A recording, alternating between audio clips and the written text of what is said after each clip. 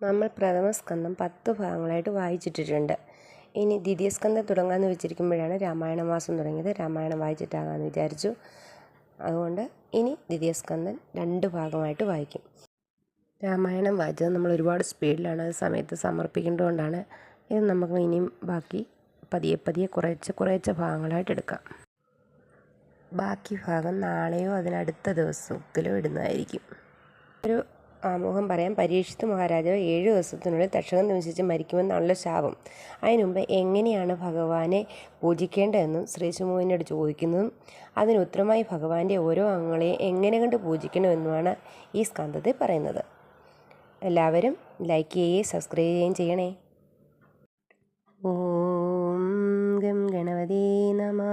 ഓം ഗും ഗുരുഭ്യോ നമഃ. ഓം നമോ ഭഗവതേ വാസുദേവായ. ചൊല്ലിന് ശേഷം നല്ലൊരു കഥാസാരം കല്യാണശീലയും ശുഖമൂലിമാലികേ ബാലയും എന്നതു കേട്ട നേരം ശാരിക പൈതൽ താനും നന്ദിച്ചു ജഗന്നാഥം വന്ദിച്ചങ്ങുര ചെയ്താൾ. പരക്കെ സുഹാസനയിരിക്കും ഋഷികളാൽ ഒരു പ്രേരിതൻ ശുകൻ അകക്കാമ്പുണർന്നുടൻ പരബ്രഹ്മത്തെ സകലേഷു സംഗ്രഹത്തെ ഇങ് ഉറച്ചു കണ്ട് ആചാര്യപദദ്വന്ദ്വാഗ്രം കുപ്പി സമർപ്പിച്ചൊന്നാ തെളിഞ്ഞിരിക്കും. നരവര പ്രമുഖ്യൻ തന്നോടരുൾ ചെയ്തിതു മന്ദം മന്ദം. ഭൂപതേ തവ ചോദ്യമെത്രയും നല്ലോന്നിത് പാപനാശനകരം പവിത്രമത്യത്ഭുതം. ആസന്ന മൃത്യുവായുള്ളോർക്കിതു യോഗ്യം തന്നെ. വാസനയുള്ളോർ കുറഞ്ഞിടുമന്നേരത്തേവം. ബോധമുറ്റുറപ്പവരെങ്കിലോ പലവിധം ബോധക ശ്രോതവ്യങ്ങളുണ്ടല്ലോ ശാസ്ത്രങ്ങളിൽ.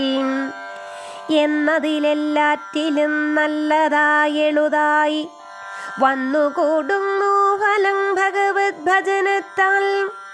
സകലഭൂതങ്ങൾക്കും ആത്മാവായിരിക്കുന്ന ഭഗവത് ഗുണനാമചരിത്രാദികളെല്ലാം ശ്രോതവ്യമാകുന്നതും കേവല തദ്രൂപങ്ങൾ ചേതസി സദാകാലം സ്മർത്തവ്യമാകുന്നതും പൂജനം കർത്തവ്യമാകുന്നതും അനുദിനം വ്യാജമെന്നിയേ പല ജാതിയും ഭഗവാനേയും മനസാ വാചാ പരികർമ്മണാ ശീലിപ്പത്. മാനുഷജന്മത്തിങ്കിൽ നല്ലതു പുരുഷാർത്ഥം സാധിച്ച് ജീവൻ മുക്തരായി വിളങ്ങിടും. മഹാബോധികൾ പോലും ഭഗവത് ഗുണങ്ങളിൽ തന്നെ കേവലം രമിക്കുന്നോരങ്ങനെ നിത്യം സുഖസേവ്യമായിരിപ്പോന്ന് തദ്ഗുണമഹിമകൾ. ഞാനുമൗവണ്ണം ഗുണാതീതനെന്നിരിക്കലും മാനസാനന്ദം പൂണ്ടു ശീലിച്ചേൻ തൽകീർത്തനം. അതിനെ പ്രതിപാദിച്ചിടുന്നു ഭാഗവതമധികം പ്രധാനമായിരിക്കും പുരാണത്തിൽ.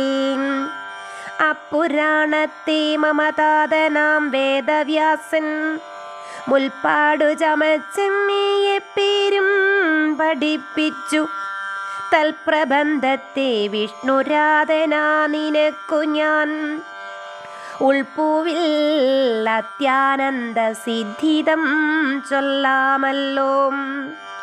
വ്യക്തമാമതിൽ കൃഷ്ണചരിതം മനോരമ്യം എത്രയും സുഖസാധ്യം എന്നു കേട്ടിരിക്കുന്നു.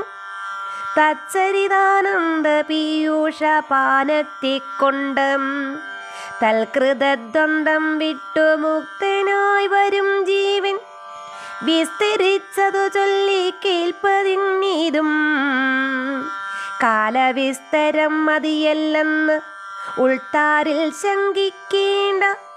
ഖഡ്വാങ്കനെന്നുള്ളൊരു രാജർഷി ശ്രേഷ്ഠൻ പണ്ട് ദിഷ്ടതയാലേ ദൈവാനുഗ്രഹ ബലവശാൽ പൃഥ്വിയിലിനി ജീവിച്ചെത്ര നാളിരിപ്പൂതെന്ന് ഉൾത്താരിൽ അറിഞ്ഞ് സംക്രാന്തി മാത്രത്താൽ അപ്പോൾ മറ്റുള്ള സകല സംഘങ്ങളെ നിവർത്തിച്ചു മുറ്റിയിടും ഭഗവത് ഭക്ത്യാനന്ദരീത്യാ തൂർണം മുക്തനായി പുരുഷാർത്ഥം സാധിച്ചാനലസാതെ സപ്തവാസരം ആയുസുണ്ടല്ലോ ഭവാനിപ്പോൾ.